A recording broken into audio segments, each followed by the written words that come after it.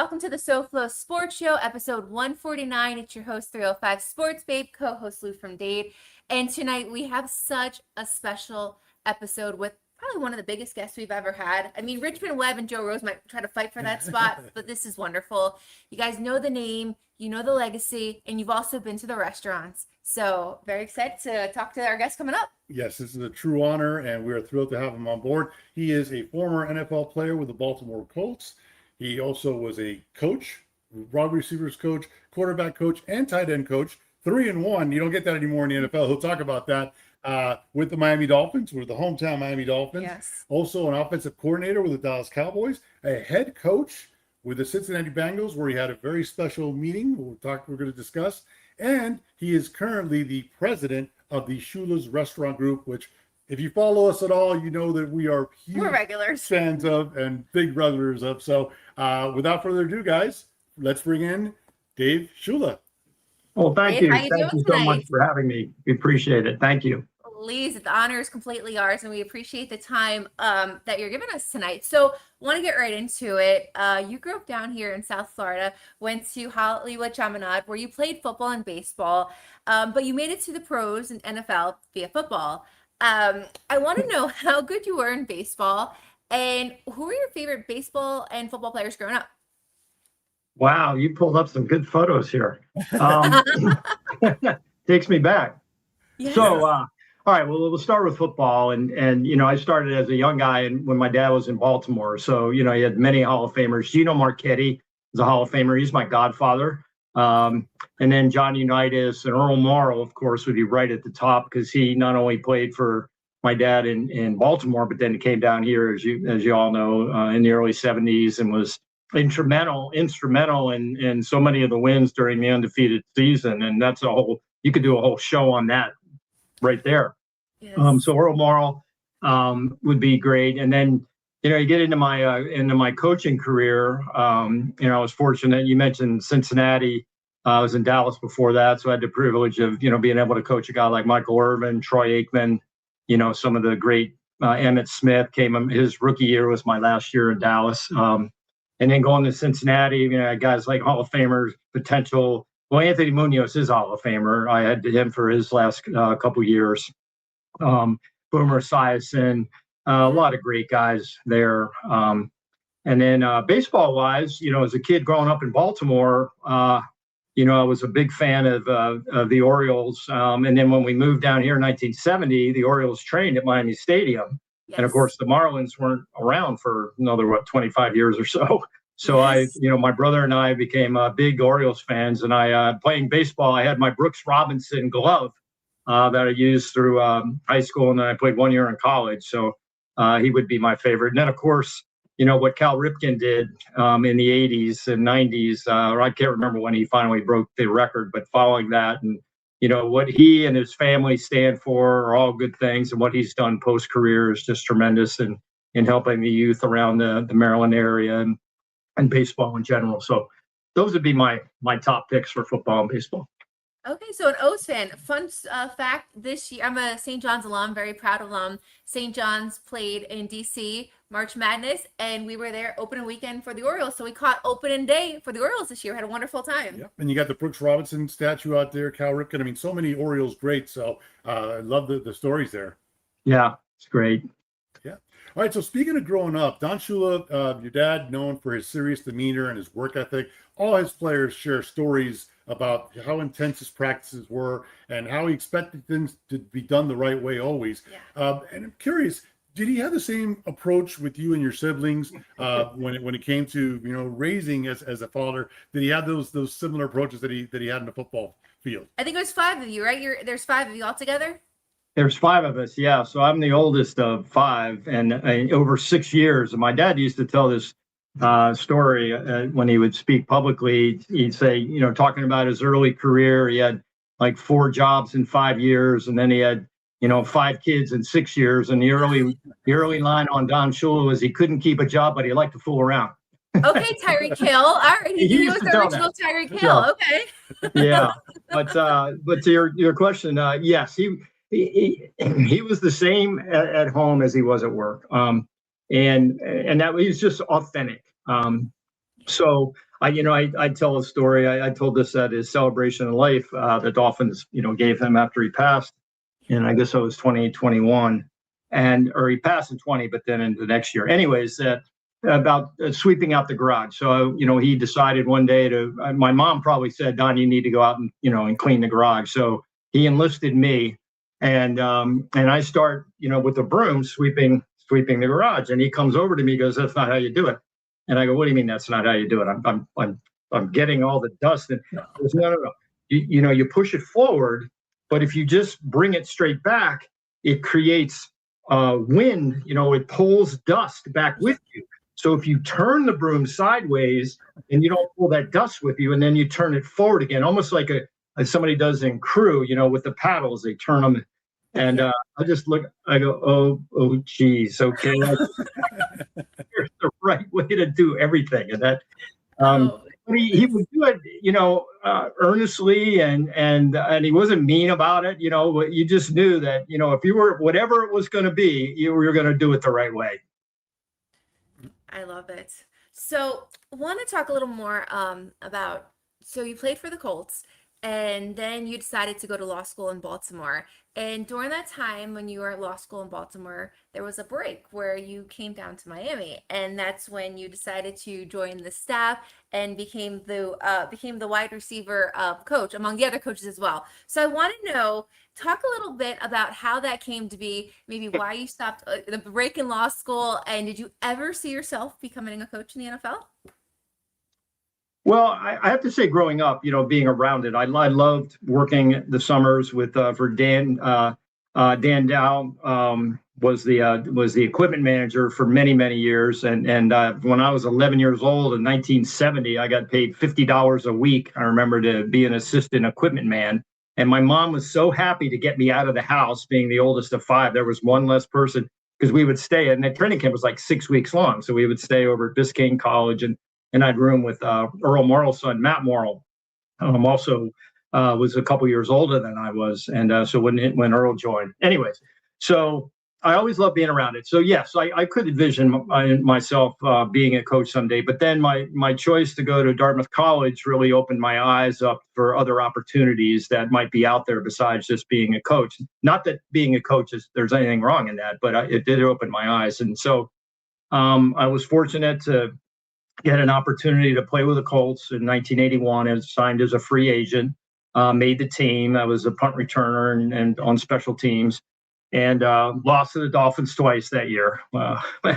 Anyways, so when the season was over, all right, so I got a job. I was thinking about law school during this time, and I got a job in a law firm in Baltimore, and my wife, Leslie, and I were college sweethearts, and we got married the summer of after I played a year in 1982. And so anyways, so I was working in a law firm. She was working for an insurance company in Baltimore. I get cut the following August at the end of training camp, and had applied to go to law school. I was going to go to law school at night at the University of Baltimore, and was accepted. Because back then they didn't, make all the money that they're making today. So, and a lot of guys looked at doing other things. So that was my plan, but then I got cut. So I was able to get into the day school. So that's the fall of 1982. Leslie and I are married. She's working for an insurance company up there, and I'm in law school. And that's what I thought I was going to be, a lawyer, right? So then we come down. I had 2 weeks off in December. Leslie had 1 week off. So we come down to visit my parents, stay with them. And I was literally going out the door on Monday morning, and my dad calls, and he said, hey, Wally English was the offensive coordinator who also coached the quarterbacks, the tight ends, and the receivers. He took the head coaching job at Tulane University and was going right away. And my dad said, hey, we've got 2 games left in the 82 season. And for anybody that's a real trivia fan, that was a strike year. We only played 9 regular season games. The Dolphins had to win both of those games at the end of the year to qualify for the playoffs. And that happened to coincide with my winter break from law school, or Christmas break, holiday break. So my dad calls and said, can you come in and at least run the projector and just, because we didn't have, there was John Sandusky was an amazing if there was a Hall of Fame for assistant coaches, he would be right at the top of that. And then Carl Tassett, he coached the offensive line. Carl Tassett coached the running backs. My dad worked mostly on defense. He had been a defensive coordinator, did some things on offense, but that's all they had. There was no quality control. There was no interns, or that was it. And so, I knew the language of the offense, having worked in the summers, and I loved football. And, my dad and I would talk football, and, I knew the playbook and everything. And so I said, yeah, I'll come in and do what I can. And all right, so now, and I said to Leslie, are you okay with that? And she said, yeah, I'll hang out, I'll go to the beach. And then she had to go back in a week anyway, so to go back to work. So, all right, so now we win both games, right? Okay. So if we don't win either one of those games, I'm back in law school and I'm a lawyer right now. Wow. That's the way, it's just crazy sometimes the way things work, right? So anyway, so we win both games. Now I'm supposed to go back to law school for the second semester.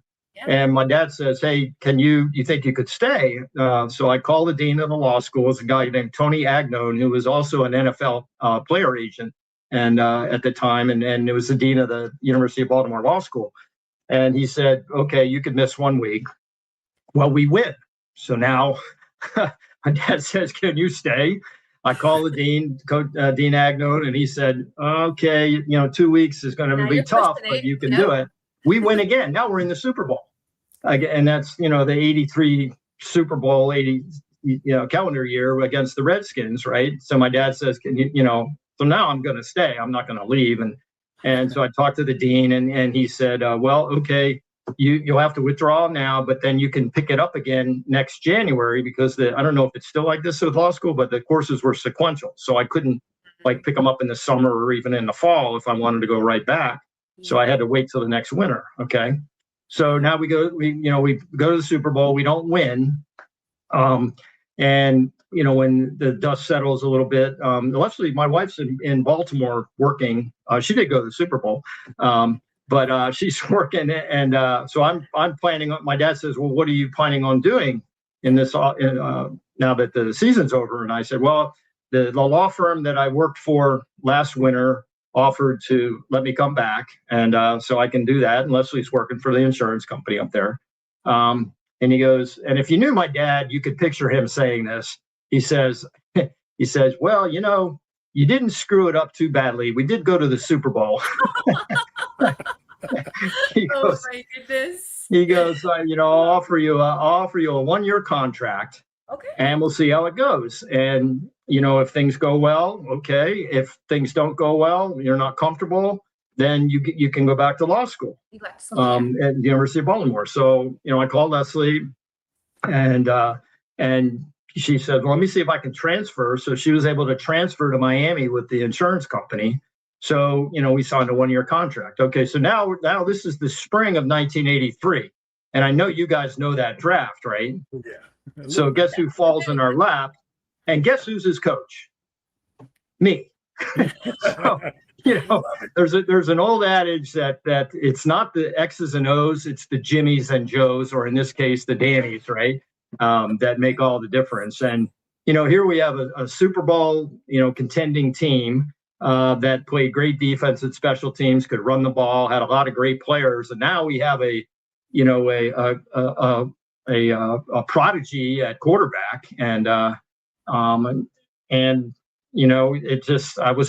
was fortunate to be in that position. And then the guys, as we were talking before the podcast began, I was very blessed. My dad, brought in quality, coaches and players. And here I am, I'm 24 years old. Most of the players were older than I am. They were 100 times better football players than I ever dreamed of being. And they were very accepting of me in my role. And I was aware of that. I didn't try to come, down. I didn't try to tell Nat Moore, how he should play receiver, the way I think you should play it, And then we had Don Strock, that was a great mentor for Danny Marino. That was invaluable, his mentorship for Danny. And I know he's talked about that a lot over the years. And we had guys like Jimmy SoFLo and Joe Rose and Bruce Hardy and, a lot of really smart players that were in that room that were mature enough. Well, I guess they were accepting of me and me understanding that I could learn a lot from them, and we could work together, to put out to play, good football. And we had some good years. 1983, we made the playoffs. Danny started the 5th game, and the rest is history. 84, he has a record-breaking season. I think we were 11-0 going out to San Diego. We go, we go to the Super Bowl again, and then really should have gone in the 85 season when we screw it up against the Patriots. But I think we had 4 turnovers in the first half or something. For us, we have a great rematch against the Bears. That would have been amazing, right? The only team that had beaten them in the regular season, would have been a rematch. But, water under the bridge. So, yeah, I was fortunate to come to, a great organization. And then also the coaches on the staff, John Sandusky, I mentioned, Carl Tassif, and, the whole staff was very welcoming and accepting into me. And these were guys that are all my dad's generation. I grew up with John Sandusky's sons and Carl Tassif's daughters. So it was, they were great in bringing me along. And, and Joe Robbie, Tim Robbie, the owners, and Tim being Mr. Robbie's son, he and I had worked summers together at training camps. And it was, I'm sure Mr. Robbie had some questions when my dad said, I want to hire my, 23-year-old son as a full-time coach, but he let me approved of it and was supportive, throughout all my time with the Dolphins. And I very much appreciate that. No, I love it. And you end up obviously catching this magical Marino season, 1984, where he shatters the record books, and very much with the help of the Marx brothers, Mark Duper, Mark Clayton. What was it like coaching these guys and just, seeing how Marino was a pure genius right from the get-go, which is now maybe common, but back then you didn't start a quarterback right away like that. So what was it like coaching Marino and the Mark Clayton and Mark Dupers of the world? Yeah, it was just a real blessing, and some great Danny stories that most people wouldn't know, right? So I mean, it was obvious that he was just so extremely talented from them. We couldn't believe he fell into our lap in the draft, but once he did, then the first day he shows up at minicamp, it was like, oh my gosh, how soon will it be before he ends up playing? There was no doubt. And even David Woodley and Don Strock, they saw that too. He was just a prodigy. So this is where the genius of my dad comes in ways that people, you don't think of it as genius, right? But it really was. So we could see that Danny, it was just a matter of time before he got comfortable, right? And we'd put him out there. So in the preseason, we want him to play, and the language of our offense was a little bit wordy, and we wanted him to go out there and have success. So we were debating in the staff meeting, I wonder what plays we should call, that he would be comfortable with. And my dad says, well, that's pretty simple. And we go, what are you talking about? He goes, well, just let him call the plays. He'll only call the plays he's comfortable with. Yeah. So boom, it's one of those, no kidding. wow, No why didn't we kidding, think of Dad. that moments, So that's what we did. And he did that in the preseason. And then, I think the first 4 games, either Dave Woodley or Don Strock started, and then we decided to start him in the 5th game, I remember, against Buffalo, because it happened to be the same day that our oldest son, Dan, was born.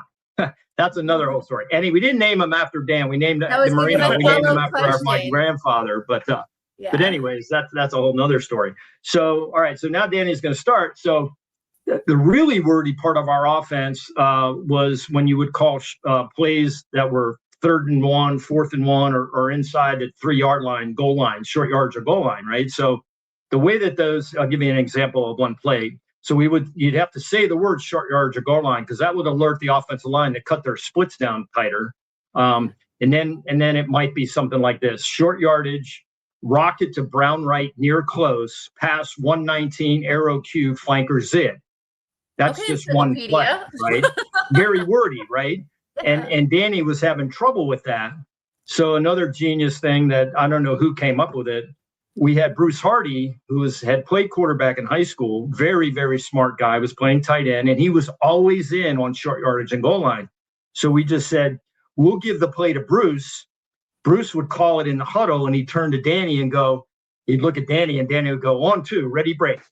And so that's how it made it a little bit easier for Danny, calling plays, and I made him comfortable. And then obviously as the season wore on, he became more comfortable and was able to call those. But, you just want to give him the opportunity, any great player, the opportunity to shine physically. If they're out there thinking, they have no chance. And we were able to do that with him. And then you mentioned, Duper and Clayton. So, when I came in 82, Duper had been drafted, I think, in the second round of the 82 draft. And he went on injury reserve that year, I believe, for the whole season. And, you could see, he was he was on the 4x100 world record holding relay team from Northwestern State. I'm not sure. I don't think it's called that college, and that college is called that these days. But anyways, he had great hands, but he was a track guy. He literally did not know how to play receiver. And that was one thing I could do. I couldn't run, but very fast, but I was pretty technical. So when I in that off season, my dad said, he's your project. We have this, another prodigy as a wide receiver. He's your project. So one of the things that we call him Dupe, Dupe didn't really transfer his speed to the football field. And it started with his stance. He would get in his stance, and back then you would get in a pretty much in a 3-point stance all the time. They don't do that anymore. Or even if he was in a 2-point stance, he just did not come off like he would come out of the blocks and run 100 meters, right?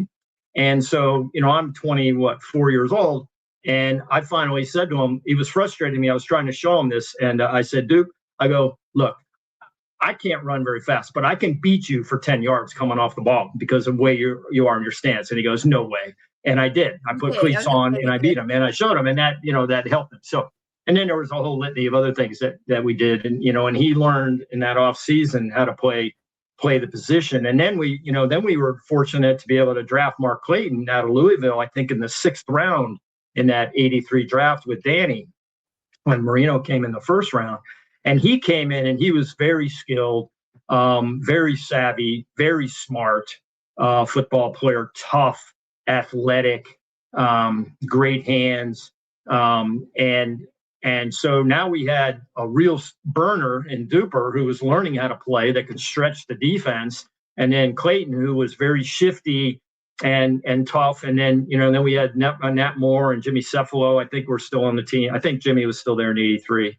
And Duriel Harris, a skilled receiver. So they had some veteran guys that they could learn from, along with, me trying to help them out. And so it was really fun to see them, start to play as in 83. They're both basically rookies, with Duper having been on injury reserve the year before. And then, of course, we had the 83 off season, and Danny and that they got to spend some time together, and and then things really clicked in the 84 season, and really for the rest of their careers, they just kept learning, and with Danny, dishing them the ball, it was great. And they had a chemistry about them. It's another great story. I remember it was I can't remember which year, but we were we're playing the Steelers in the playoffs, and one of the early games, it was in the Orange Bowl. And Danny's, people ask me what were his, superpowers, and his superpowers, he had so many, but one of them was, like, most guys are like this with their vision, right? And then the veteran quarterbacks, it starts to expand, and it's like a horse with the blinders on, that they only want him to see what's in front of them on the track, right? But that's not what you want the quarterback to see, everything, right? Well, he had that superpower. So we're playing the Steelers, and we back then, and we had built in our offense, if they bring more people than you can block on one side, then the receiver on that side had to know that, and he would run an adjustment, usually go up 3 yards and then break toward the middle. Or anyways, that was one adjustment. And so we're in that game, and then the receiver on the other side wasn't even supposed to be looking over there, and he would just run his route, whatever pass was called, right? So we get into that game against the Steelers, and the Steelers bring the safety to Mark Clayton's side, and Danny, Clayton breaks it off, but Danny turns and he throws the blitz adjustment to Mark Duper on the other side, who runs the blitz adjustment, wasn't even supposed to see it coming from the other side, and catches it, makes the corner miss, and runs for a touchdown. So now, you grade the film, mental error on the quarterback and the receiver, but we got a touchdown, right? So I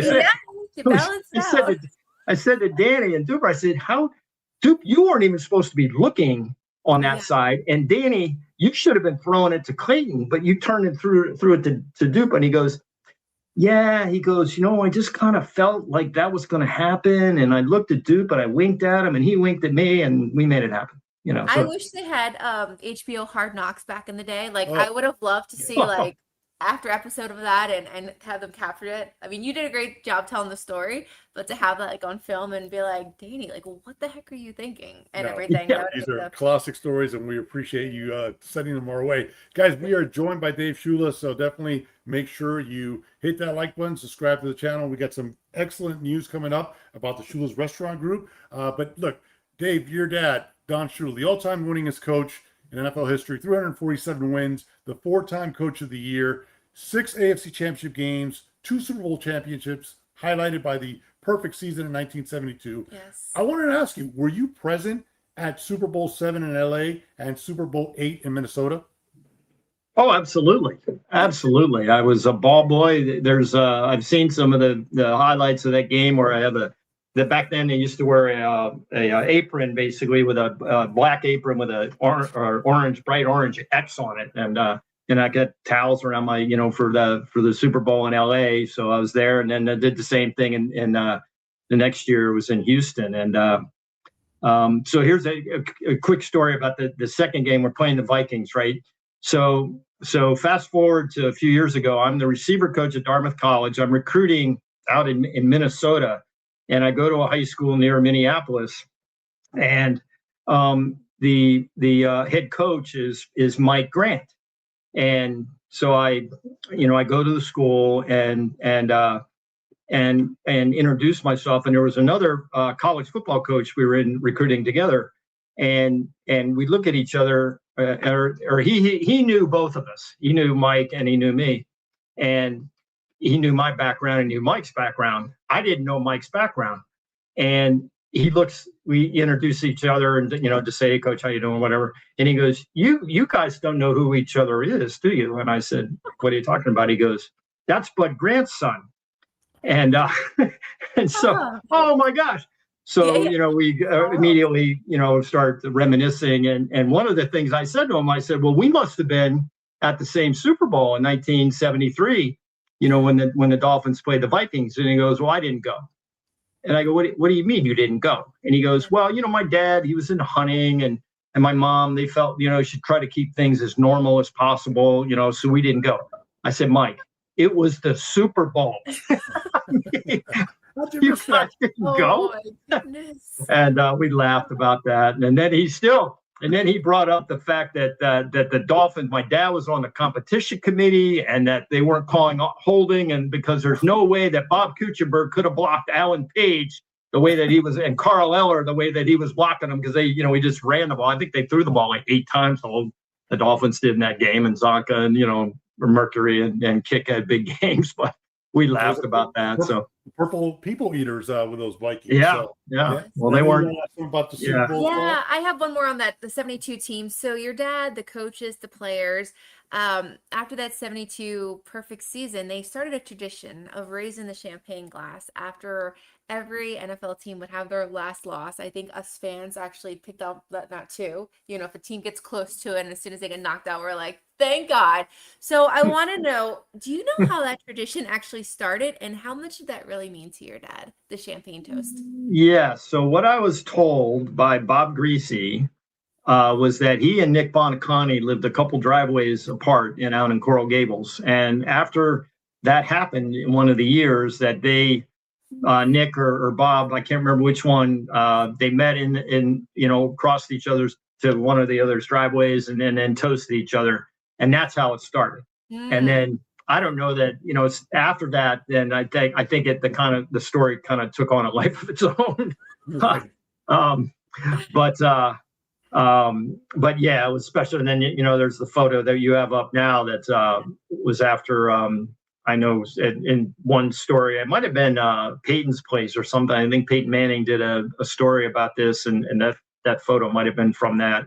But, you look at, it's sad now to see, 3 of those 5 players and of course my dad are no longer with us. Yes. But it was, so they, very much, you think about, I think you guys might know, I think this is year 107 for the NFL. I'm pretty sure that's close. And think they're one team and all that time is going undefeated. It's just, we're not complaining about it. And now they'd have to go like 20-0 or 21-0, right? Exactly. With the extra game and the playoff seeding, absolutely. And so you saw there on the screen, there was 2 very close calls, and one of them you were part of, where the Bears came in 1985 in December, 12-0 at the time. And so I want to ask you, I know a lot of the 72 members were out on the field and in the locker room. What was the speech that your dad gave before that game and at halftime? Well, the game was pretty much over at halftime, but what did he give? What kind of speech did he give pregame to make sure that the guys knew what was on the line in this game? Yeah, it was more the most important speech was when we started game planning with the team. I think back then they came in on Tuesdays, and because looking at the film, I mean, it was scary. If you were an offensive coach, the Bears, with Buddy Ryan and that defense and the personnel and his pressure scheme they were just overwhelming people and injuring people and quarterbacks. It was, with so many great players and Richard Dent and, Mike Singletary and just, go across the board, Otis Wilson and Wilbur Marshall. And so, the most important speech was, it was almost like when you're a kid, you play, and the coach says, that the other team, they may be really good, but they put their pants on one leg at a time, just like you do. Same way we do. So, the same way we do. Yep. Yeah. But we came up with a great plan. And the plan was, their pressure scheme was based on them rushing 5 people at the quarterback most of the time, and then having a free safety in the middle of the field, and then playing one-on-one with everybody else, right? And they didn't have to cover very long because they got there very quickly, right? Yeah. But back then they didn't substitute as much on early downs, first or second down, like they do today. So Wilbur Marshall would end up having to cover the tight end. And we just decided, well, what happens if we just put Nat Moore in for our tight end on first or second down, and then just flex him out or split him out away from the tackle a little bit, and that would bring Wilbur Marshall out. And then there's no way not Wilbur Marshall, even though they were both Gators, that he was going to cover Nat Moore. And then we'll just throw the ball quickly. And that was right up Danny's alley, and we had Duper and Clayton on the outside who also could get open really quickly. And then we didn't have to block for very long, and we could keep both backs in. And so we had 7-man protection with 3 guys running quick routes. And that's what happened in the first half. We just annihilated them. So with that scheme and then really the halftime speech that, I don't know, if you guys know about this, but apparently there was an altercation almost between Buddy Ryan and Coach Ditka. Wow. Outside the locker room at halftime, because Coach Ditka said to Buddy, "Hey, you've got to do something. Got to go and put a defensive back in for Wilbur Marshall, and how are you going to, cover Nat Moore?" And Buddy said, basically, "F you, this is my defense. I'm going to do what I want to do." I've heard that story many, many times. But anyways, that so there didn't really have to be much said. I mean, the guys, I in my career, whether I was assistant at Dartmouth or, in the NFL, a head coach, whatever, that I think back, and that was the most exciting game atmosphere that I've ever been a part of. Even the Super Bowls I was able to coach in, and championship games at Dartmouth. It was I remember the stands almost being full in the pregame warmup, and our punter Reggie Roby. And our kicker, I think was at Uwe von Schaman back then. I'm trying to remember I can't remember who the kicker was exactly, but anyways, I remember them getting cheered for just hitting a good punt or making a field goal in the warm up. I mean, it was just electric. And then, as you mentioned, a lot of the 72 guys were on the sidelines, and it was just an amazing atmosphere. But you mentioned like exciting games. I have to ask you about this one. There was a time, with the Patriots. So and obviously this repeated in Super Bowl 42, where the Patriots entered at 18-0, and of course the Giants. Thank goodness for Eli Manning, was able to definitely preserve history by defeating the Patriots in an unbelievable game there as well. So thank goodness that took place. No, and I remember exactly where I was when Eli, scrambled around and then he hit the receiver, he catches it on the back of his helmet, and then he hits Plaxico Burress for the touchdown and winning the game. And so I had gotten to know Eli and Peyton and Archie, their dad, and their brother Cooper. I'd worked. One of my best friends from Dartmouth, Buddy Tevens, started the Manning Passing Academy, which I'm sure you've heard of.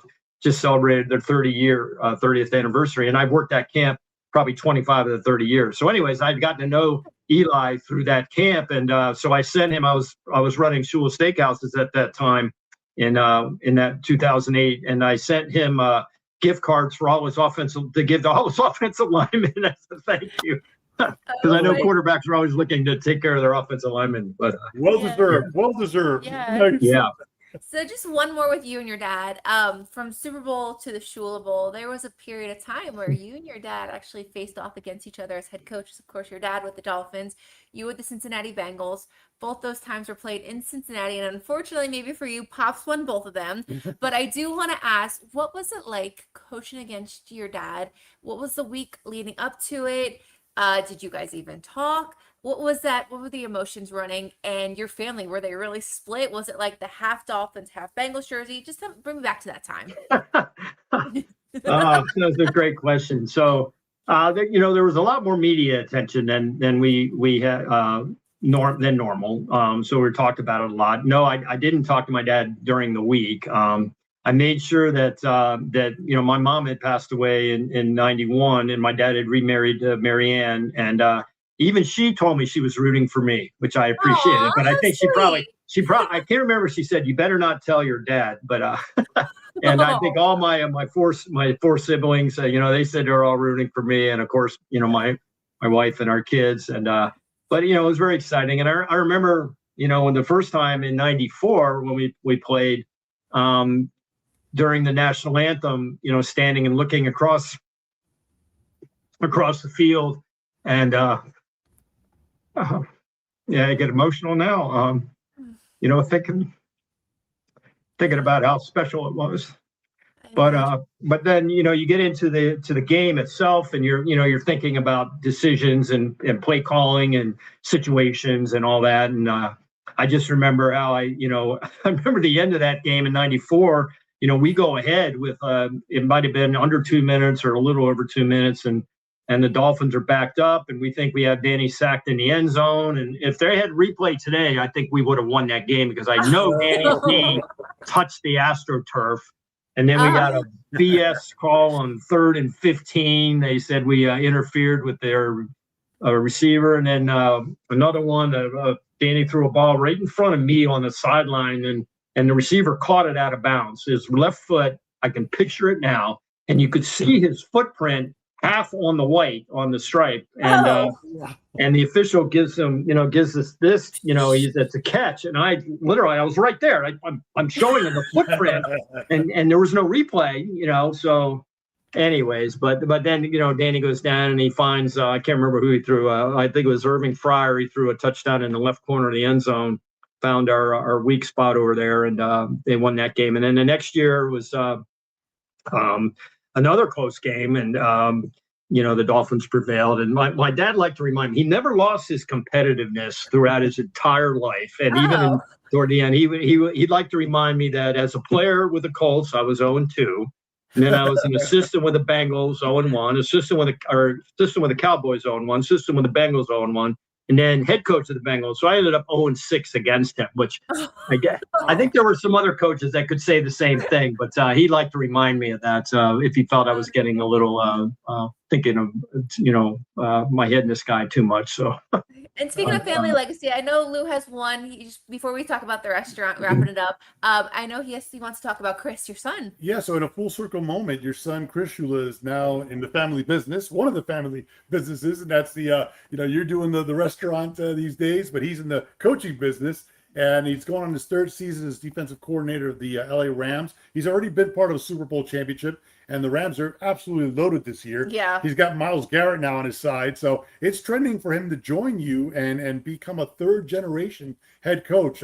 You've interviewed a couple of times this offseason, one of them in Miami. Down here. A lot of people were hoping that the Shula name would come back. It didn't work out, but obviously there's a plan in place, for everything. And it's definitely it's in his future plans for sure. So how proud of you are of your son, and how excited are you for his future, and certainly what the great things that are to come? He's a stud. Look at him out there.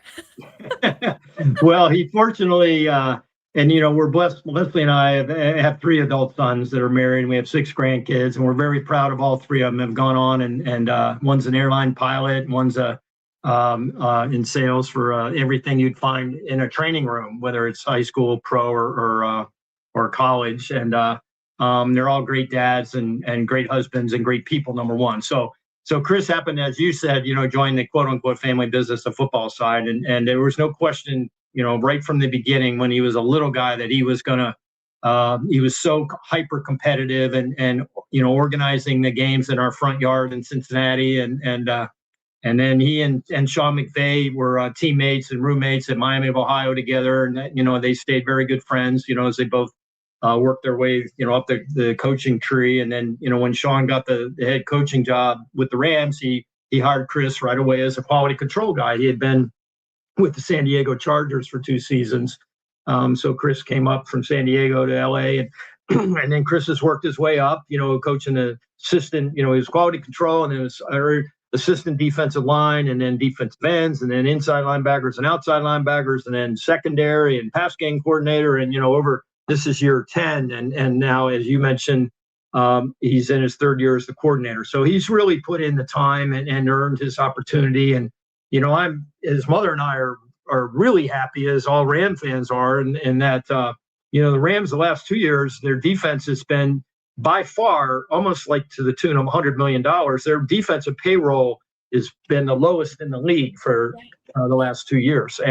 And how have they been successful? Well, they've had a great offense. They're coached very well, of course, on both sides of the ball. And but they also drafted really well and signed some key free agents, so they were able to stay under the cap and put their money on offense. Well, now, as you mentioned, they've had they signed.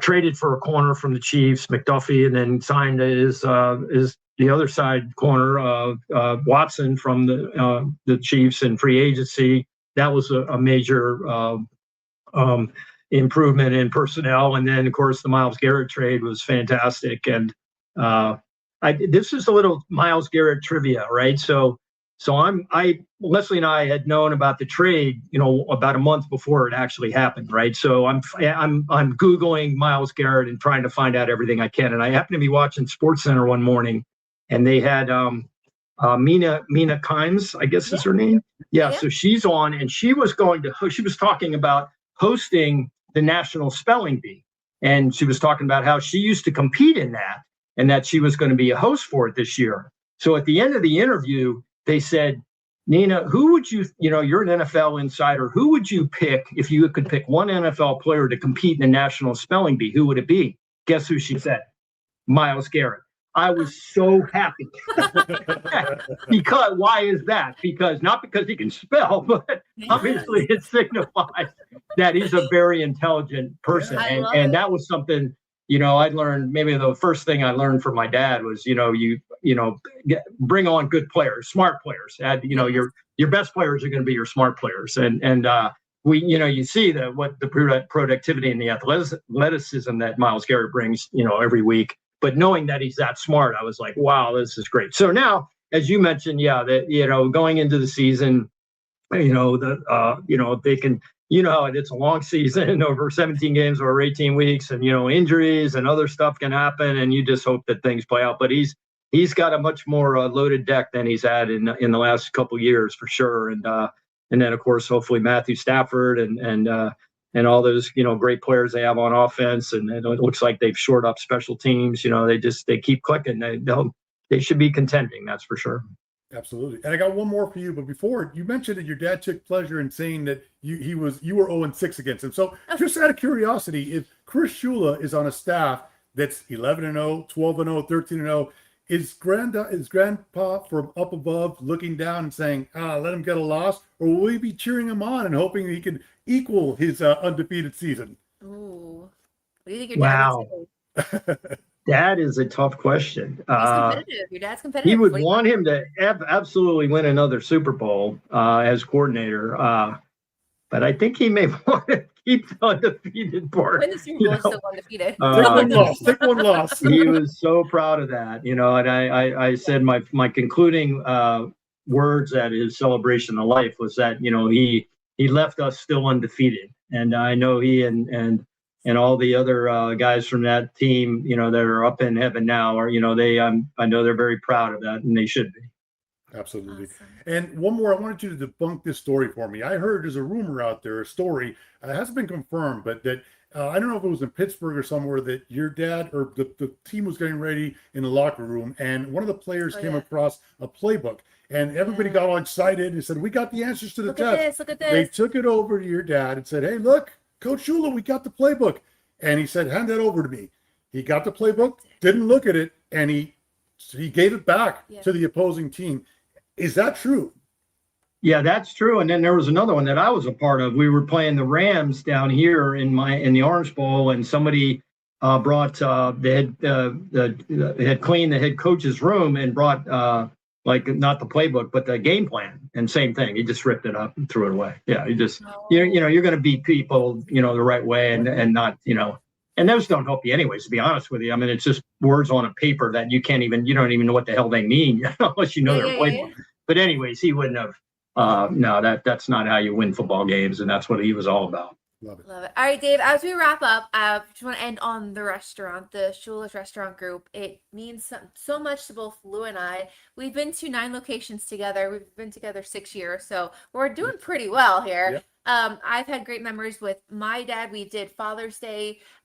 You've done restaurants with your dad. Yep. My grandmother, who's a newly Dolphin fan, we brought her to the grill in Lake Mary, Sanford, and she saw a picture of your father on the wall. She goes, "Who's that handsome man?" I said, "That's Don Shula, please." And my grandma's actually in the chat. She doesn't miss a show, but she had a huge crush on your dad. This summer alone, we went to Gainesville location. On the way back, we went to Tallahassee. We brought Grandma to the location in Richmond this year.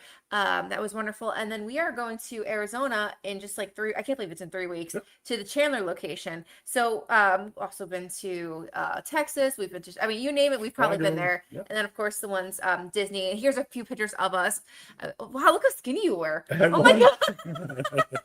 I was hot, too. Look at this. But this is just a collection of some of our favorite moments throughout the years. I mean, the last 6-7 years of us, with the knife collection. You actually asked me to take home the knives. You couldn't take home the knives. I could not, no. So just, I want to know, and all the times we've ever gone, the food has always been delicious. The service impeccable. The memorabilia, it's just a perfect story.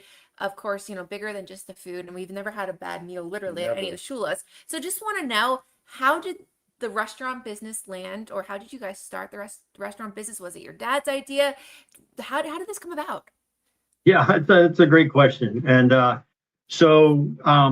when my dad came down to coach the Dolphins in 1970, he decided to move our family to a town called Miami Lakes that was basically developed by the Graham family. Bill Graham was a developer. His father, Cap Graham, had bought all the land back in the 20s. Bob Graham, senator, governor, ran for president. We all lived in the same neighborhood, and they built the town of Miami Lakes had 2 hotels. A restaurants in those hotels, a golf course, an athletic club, and in the late 80s, the guy that was running the hospitality division for the Grahams, which came to my dad and said, Coach, we would like to create a destination restaurant in one of our hotels that also served as the clubhouse for the golf course back then, and we would call it Shula Steakhouse. We'd serve steak. And the Graham family, in addition to being real estate developers, they started breeding Angus cattle back in the 1950s. and that became a very popular brand. But most people probably are aware of Angus beef now in burgers and obviously steaks. So and everything the Grahams did was first class. And so they approached my dad about licensing his name, use it as a hook. Shula Steakhouse, serve Angus beef in that restaurant space, and my dad said no, he didn't want to do that, and for good reason. Now, because you put your name on something and it doesn't go well, then that really can hurt your reputation, right? Of course, yes. So my mom was still alive at the time, and she said, Don, she said, the Grahams, everything they've done, we've been neighbors of theirs in Miami Lakes since 1970, for almost 18 years now.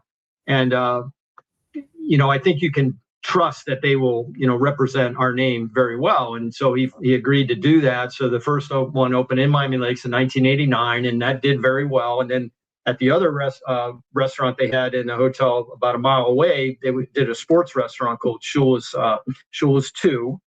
Which was a sports restaurant. And then in 1994, opened up in Tampa, a company, trying to remember the name of it. Anyways, owned hotels in Miami and up in Tampa, and they decided to do a Shula Steakhouse there. That did very well. And then one on Fort Lauderdale Beach, ended up being a Shula's on the beach, and then going on. And then we grew from there. And the niche was franchise in hotels. So typically, you stay in a full-service hotel, they have to have a 3-meal-a-day restaurant. It's kind of a no-brainer to have breakfast there, but typically you're not having lunch or dinner there unless you are kind of stuck, right? So by creating a destination restaurant there that brings people in from outside those 4 walls with the excuse going to the restaurant, then they see the hotel and they say, you know what, maybe this would be a great place for my daughter's rehearsal dinner in Shula's, or we could put the whole wedding party here, or my next business function. I didn't know they had all these great, ballrooms and meeting space and so forth. So that's been our niche, and it's worked very well for us since then. And we're continuing to grow. We have a franchise agreement to open in the latter part of September in a DoubleTree hotel right off of PJ Boulevard and I-95. So we're excited about.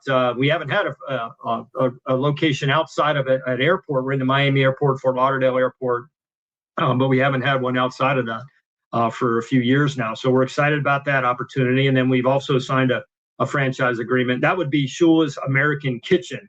We're calling that, which was like it's the evolution of our Shula's 347 Grill, which would be similar to like a Houston's or a J. Alexander's for people that know those concepts. Where you could get a burger or a beer, a glass of wine, and a salad, and for under around $30, or you could have one of our great steaks too at a nice, more relaxed atmosphere. And then we have a franchise agreement also to open. This would be in 2027 to open in Thomasville, Georgia, which is just about 45 minutes northeast of Tallahassee, to do a Shula Steakhouse there in a freestanding historic building that we're very excited about. So. My grandma chimed in. Scoop. We haven't said that publicly to anyone. And fries. My grandma just chimed in. She had to tell you she loves those hamburgers and fries in the atmosphere. That's her favorite. So your burgers do not disappoint her. That's great. So one more before I let you go. What's your favorite item? Whether it's the steakhouse, whether it's a grill, whether it's American Kitchen. If you go to any of your restaurants, what is the one thing that you're getting? What's your favorite meal there, Steve? I'm going to have a New York strip steak.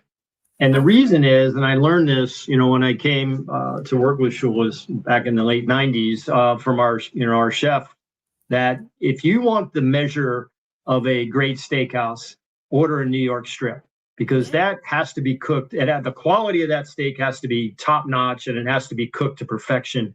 Because the margin of error in cooking a New York strip is very narrow. So that's what I go with, and it's just great flavor, great protein, obviously, and it's stood the test of time. So that's what I like to go with, a New York strip.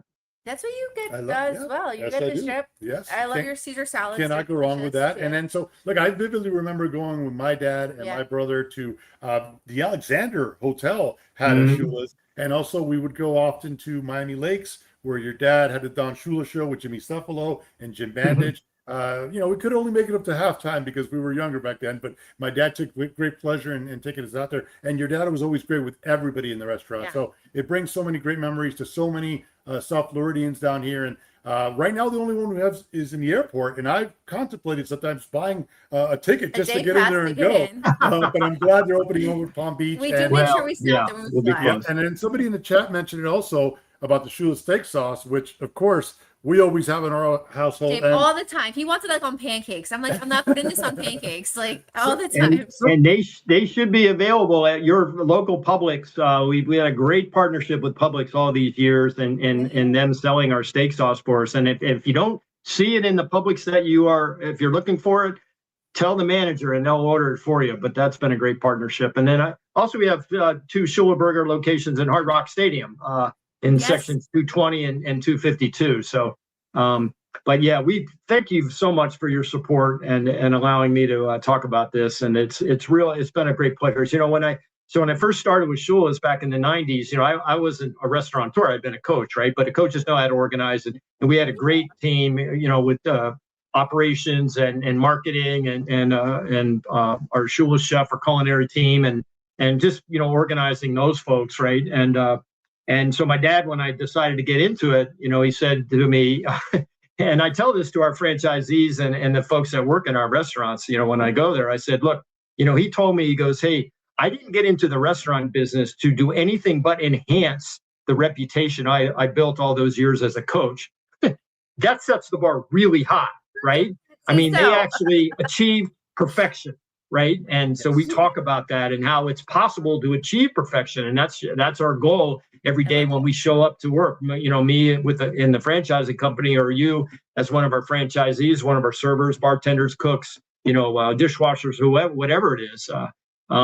So, it's a special story that we get to tell. We get to point to someone that actually, lived perfection and you shoot for that. And if you don't quite hit the center of the bullseye, the target, you still hit you hit the target. And so that's what we strive for every day in our restaurants. And, we're fortunate to have folks like you that appreciate the experience and the story behind it. And it's been a differentiator for us. And that's why we're going into 1989 to we've got deals now opening in 2027. That's pretty good, right? I know 89 very well. It's 37 years. I was also, I came about in 89 as well. So 89 was a very special year. Yeah. Yes. And look, somebody's at Publix right now. He's getting himself a bottle. Like I said, I never leave home without it. I sometimes put it in Ashley's purse if it's big enough because I always eat my steak sauce. So, but Dave, again, thank you for sharing your story, your legacy with us. Your amazing legacy and name, the Shula name that is a brand. If it's not the Expressway, it's a statue in front of Hard Rock Stadium, streets. I mean, everywhere you go in South Florida, you can't escape the Shula name. And again, even Sandy in the chat, she's a big Dolphin fan from California. Her dog's named Shula, just so you know. Like, I mean, it means a lot to so many. Yes, cute dog too, very cute. Absolutely. So once again, thank you for sharing your story with us and sharing your legacy with us. Again, you'll see the app scrolling at the bottom, the banner scrolling at the bottom.